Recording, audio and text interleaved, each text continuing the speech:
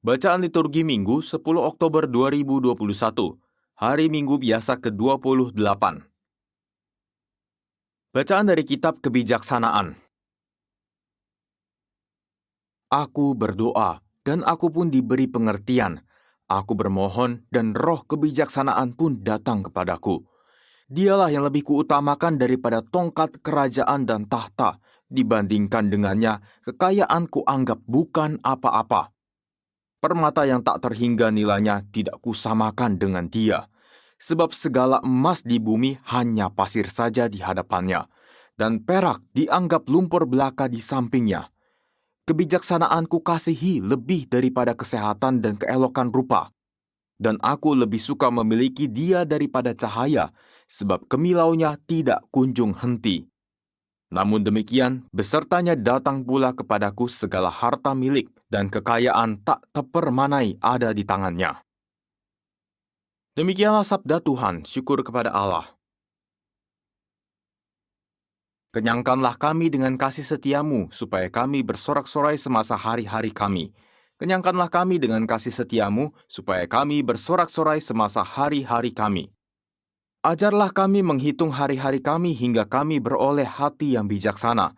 Kembalilah ya Tuhan berapa lama lagi, dan sayangilah hamba-hambamu. Kenyangkanlah kami dengan kasih setiamu, supaya kami bersorak-sorai semasa hari-hari kami. Kenyangkanlah kami di waktu pagi dengan kasih setiamu, supaya kami bersorak-sorai dan bersukacita sepanjang hayat. Buatlah sukacita kami seimbang dengan duka cita di masa lalu, seimbang dengan tahun-tahun kami mengalami celah. Kenyangkanlah kami dengan kasih setiamu, supaya kami bersorak-sorai semasa hari-hari kami. Biarlah hamba-hambamu menyaksikan perbuatanmu, biarlah anak cucu mereka menyaksikan semarakmu. Kiranya kemurahan Tuhan melimpah atas kami. Teguhkanlah perbuatan tangan kami, ya perbuatan tangan kami, teguhkanlah. Kenyangkanlah kami dengan kasih setiamu, supaya kami bersorak-sorai semasa hari-hari kami. Bacaan dari surat kepada orang Ibrani. Saudara-saudara, firman Allah itu hidup dan kuat, lebih tajam daripada pedang bermata dua manapun. Firman itu menusuk amat dalam sampai memisahkan jiwa dan roh, sendi-sendi dan sumsum. Firman itu sanggup membedakan pertimbangan dan pikiran hati kita. Tidak ada suatu makhluk pun yang tersembunyi di hadapannya, sebab segala sesuatu telanjang dan terbuka di depan mata Dia, yang kepadanya kita harus memberikan pertanggungjawaban. Demikianlah sabda Tuhan, syukur kepada Allah. Aleluya, aleluya. Berbahagialah orang yang miskin di hadapan Allah, karena merekalah yang empunya kerajaan surga. Aleluya. Inilah Injil suci menurut Markus, dimuliakanlah Tuhan. Pada suatu hari, Yesus berangkat meneruskan perjalanannya. Maka datanglah seorang berlari-lari mendapatkan dia dan sambil berlutut di hadapannya, ia bertanya, "Guru yang baik, apa yang harus kuperbuat untuk memperoleh hidup yang kekal?" Jawab Yesus kepadanya, "Mengapa kau katakan aku baik? Tak seorang pun yang baik selain Allah. Engkau tentu mengetahui segala perintah Allah.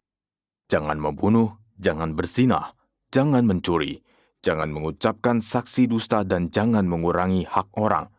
Hormatilah ayah dan ibumu." Kata orang itu kepada Yesus, "Guru, semuanya itu telah kuturuti sejak masa mudaku." Tetapi Yesus memandang dia dan menaruh kasih kepadanya, lalu berkata kepadanya, "Hanya satu lagi kekuranganmu. Pergilah, jualah apa yang kau miliki dan berikanlah itu kepada orang-orang miskin, maka engkau akan beroleh harta di surga. Kemudian datanglah kemari dan ikutlah aku." Mendengar perkataan Yesus, orang itu menjadi kecewa, lalu pergi dengan sedih, sebab banyak hartanya. Lalu Yesus memandang murid-murid di sekelilingnya dan berkata kepada mereka, "Alangkah sukarnya orang yang beruang masuk ke dalam kerajaan Allah." Murid-murid tercengang mendengar perkataannya itu, tetapi Yesus menyambung lagi, "Anak-anakku, alangkah sukarnya masuk ke dalam kerajaan Allah. Lebih mudah seekor unta melewati lubang jarum daripada seorang kaya masuk ke dalam kerajaan Allah." Para murid semakin gempar dan berkata seorang kepada yang lain, Jika demikian, siapakah yang dapat diselamatkan?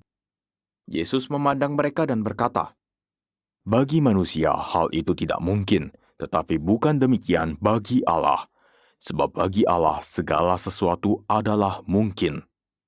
Lalu berkatalah Petrus kepada Yesus, "Kami ini telah meninggalkan segala sesuatu dan mengikuti Engkau."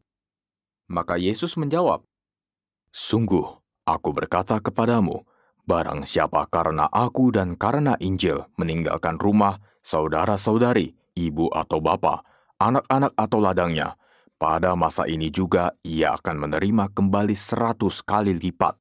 Rumah, saudara laki-laki, saudara perempuan, ibu, anak-anak, dan ladang, sekalipun disertai berbagai penganiayaan. Dan di masa datang ia akan menerima hidup yang kekal." Demikianlah sabda Tuhan, terpujilah Kristus.